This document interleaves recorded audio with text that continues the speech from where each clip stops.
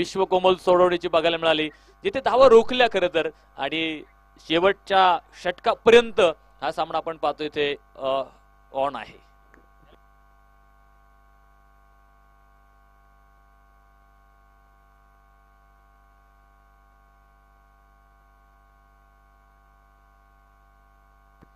जंपीलाल राठोड आपण पाहतोय षटक क्रमांक 5 अंतिमचं घेऊन मात्र इथे गोलंदाजी ट्रॅकवर आलाय. यावेळेस मात्र मोठा फटका, क्षेत्ररक्षक तिथे तैनात आहे, थोडस फंबल आणि तिथे मात्र दुसऱ्या धावेसाठी झालेला प्रयत्न, तिसऱ्या धावेचा प्रयत्न असेल. सागर स्ट्राईक घेण्याचा प्रयत्न करतोय, तिथे मात्र मंगेशला परतावं लागेल, धक्का बसेल इथे.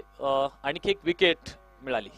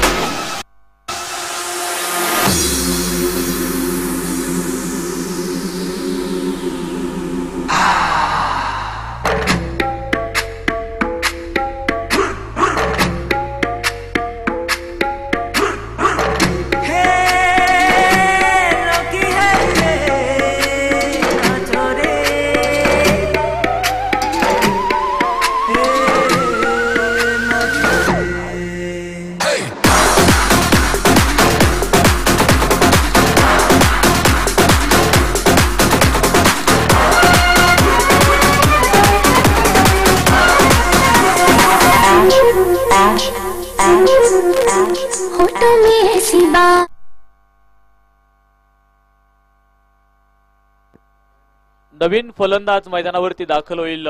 स्वप्नील फडतरे दाखल होतोय. शेवटचे चेंडू मात्र शिल्लक आहेत 5 आणि 9 धावींची गरज. 5 चेंडू 9 धावा असं समीकरण करणाऱ्या सामन्यातलं मैदानाच्या आतमध्ये बघायला मिळतंय. चंपीलाल राठोडे पहिल्या चेंडूवरती आपण पाहतोय 2 धावा इथे आल्या. विकेट मात्र मिळाली, ती धावबाद मध्ये होती आणि स्वतःला स्ट्राईक,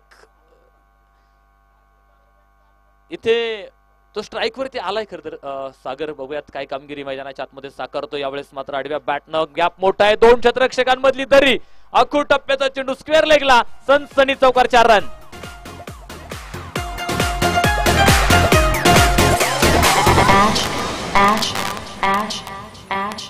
मुझको हुई न खबर, चोरी चोरी छुप छुप कर.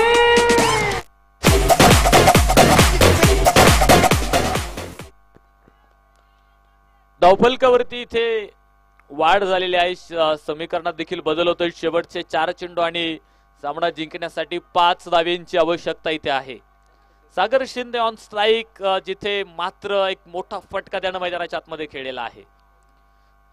बघायचे काय निर्णय. पंचाकडील व्हाईट बॉल मात्र इथे घोषित केलाय. व्हाईट बॉल, समीकरण बदललंय. 4 चेंडू 4.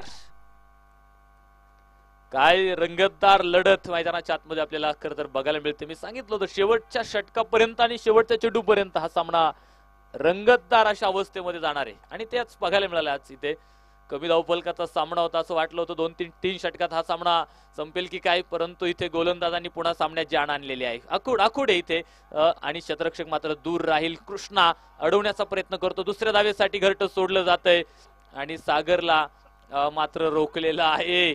ओहो, डायरेक्ट हिट आणि फलंदाज इथे होईल बाद. डीजे ऐश ऐश ऐश ऐश. इस जंगल में हम दोषी.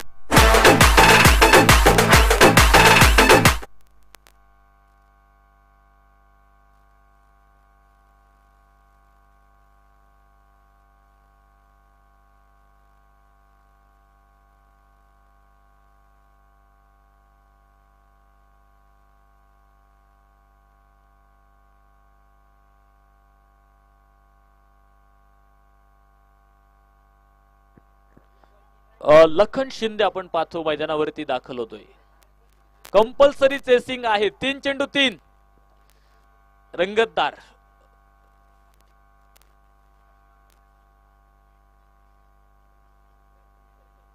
तीन चेंडू 3 धावा. नव्यानं दोनही फलंदाज मैदानावरती आहेत. जो सेट होता त्यानं चांगला फटका खेळत आपण पाहतोय पुन्हा रंगत वाढवली होती सामन्यामधली, तो मात्र सागर शिंदे इथे धावबादच्या स्वरूपात बाद झालेला आहे. शेवटचे 3 चेंडू 3 धावा. लखन शिंदे नवीन फलंदाज मैदानावरती. चंपीलाल राठोड उजव्या हाताने मोठा रनअप आणि इथे मात्र बॅकफुट वरती जाता फटका. शतरक्षक मात्र तैनात आहे. एक तर मिळाली. दुसऱ्या धावेचा कॉल होता, थांबवलंय. एकच मिळाली. समीकरणात बदल. 2 चेंडू 2 धावा. 2 चेंडू 2. मंजिले उन्हीं को मिलते जिनके सपनों में जान होती है. पंख होने से कुछ नहीं होता, हौसलों से उड़ान होती है.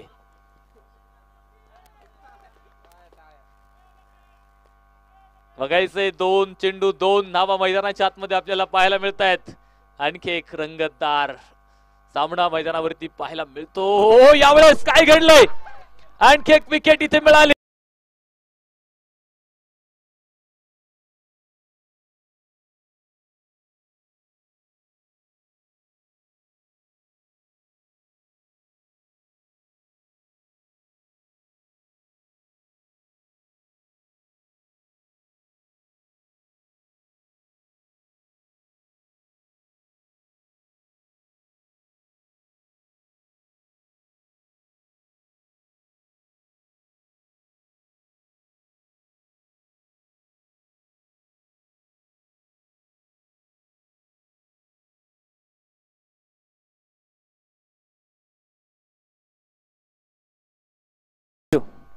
चला चला नवीन फलंदाज पटकन चला. शेवटचा 1 चेंडू 2 धावा. सचिन आपण पाहतो मैदानावरती दाखल होतोय. चंपीलाल राठोड मात्र इथे हिरो होण्याची संधी आहे. Compulsory chasing. 1 चेंडू 2 बनवायच्यातच. 1 जरी बनली गेली तरी इथे मात्र बोबगाव संघाला सामना गमवावा लागणार आहे.